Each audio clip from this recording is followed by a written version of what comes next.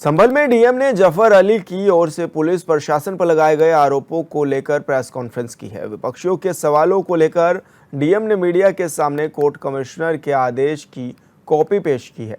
बिना जानकारी के हुए सर्वे के आरोपों को लेकर डीएम ने एक सबूत मीडिया के सामने पेश किया है। वहीं डीएम ने विपक्ष के आरोपों को भी निराधार बताया है।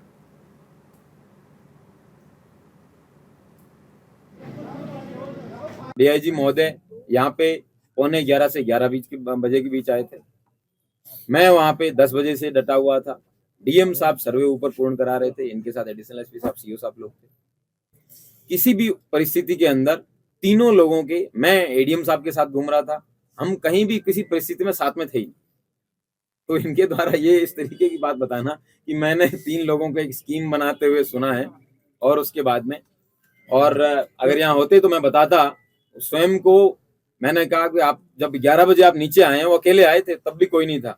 उनको मैंने बोला कि आपकी बात अगर लोग सुनते हैं तो आप मेरे साथ चलिए, और भीड़ से एक बार मैंने अनुरोध कर लिया, मेरी नहीं मान रहे, हो सकता है आपकी मान सकते हैं। तो उन्होंने बोला सर मुझे पत्थर से डर लग रहा है, मुझे हेलमेट चाहिए। मैंने कहा हेलमेट भी दिलवाया गया। उनको अकेले भेजा उस हुड़दंगी भीड़ के सामने, उन्होंने उनके ऊपर भी पत्थर चलाए। जब उनके ऊपर पत्थर चलाए तो वापस आए, बोले सर मैं इनको काबू में नहीं कर सकता। तो उसके बाद में वो तुरंत ऊपर वापस चले गए अपनी मस्जिद की तरफ। और संवाददाता सतीश सिंह हमारे साथ फोन लाइन पर जुड़ गए हैं। सतीश, क्या कुछ जानकारी मिल रही है, किस तरह से प्रशासन अपना पक्ष भी रखता हुआ नजर आ रहा है? अब देखिए, हम आपको बता रहे हैं जिस तरह से जो हुई संबल में हिंसा को लेकर बवाल में, जिसमें जो है 4 लोगों की मौत हो चुकी है और सवाल उठा कि 21 लोग पुलिस कर्मचारी घायल हुए हैं। इसी को लेकर के कमेटी के जो सदर हैं जफर अली, उन्होंने कल एक पीसी की थी और भड़काऊ बयान बताया था। उन्होंने कहा कि जिस तरीका से कल सर्वे चल रहा था उस दिन, तो सर्वे के दौरान उन्होंने जो है कुंड होता है उसके अंदर पानी, जो मस्जिद के अंदर पानी छोड़ दिया गया था।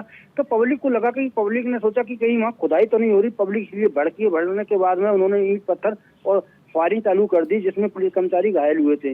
इनका ये भी कहना है कि डीएम, सीओ और एसडीएम उसके जिम्मेवार हैं। इन्होंने ये आरोप लगाने के बाद पीसी करने के बाद में उन्होंने, पुलिस ने तो उन्हें अपनी कस्टडी में, जफर अली को कस्टडी में ले लिया और उनसे पूछताछ जारी है। जब उनके बाद में डीएम साहब ने फिर अपनी एक पीसी करी और पीसी में बताया कि हमने जो भी न्यायालय के आदेश पर ही सर्वे किया गया था और सर्वे के दौरान जो इनसे लिखित रूप में सब कुछ करा गया था, लेकिन वहाँ पब्लिक नहीं रुकी और जफर अली से खुद बात की गई थी कि जो भड़काऊ लोग हैं, ये जो दंगा फसाद कर रहे हैं, बवाली लोग हैं, इन्हें रोका जाए। लेकिन वो कह रहे हैं कि उनका कहना है कि जिस तरीका से पानी छोड़ा गया था, पानी में ऐसा नाले में छोड़ा गया था, तो पब्लिक को लगा कहीं ऐसा न हो कि मस्जिद के अंदर खुदाई चल रही है। इसी को लेकर के बवाल बढ़ता चला गया। जी। तो ऐसे में जो 4 लोग जिनकी मौत हो गई है इस मामले में, कौन वो लोग थे और क्या उन पर किस तरह की कोई कार्रवाई भी जारी थी क्या? जी बता दूं, वो लोग बताए जा रहे हैं, उनके परिवार वालों का कहना है कि हमारे बच्चे जो है दुकानों से घर लौट के आ रहे थे, उधर पथराव और बवाल बच रहा था। इसी को लेकर के बुलाया जा रहा है कि पुलिस ने उन्हें गोली मारी है। लेकिन पुलिस का ये कहना है कि जिस तरीके से हमने कोई फायर नहीं किया है, हमने सिर्फ आंसू गैस की गोली छोड़ी थी, रबड़ की गोली छोड़ी थी, अपने बचाव के लिए लाठी चार्ज किया गया था, जिससे कि पथराव चल रहा था। पथराव में भीड़ को जो अतर करने के लिए आंसू गैस के गोली छोड़े गए थे। तो अब उसमें जो है मजिस्ट्रेट जांच की जाएगी। 7 दिन का समय मांगा गया। जी बिल्कुल सतीश, बहुत शुक्रिया आपका तमाम जानकारी साझा करने के लिए।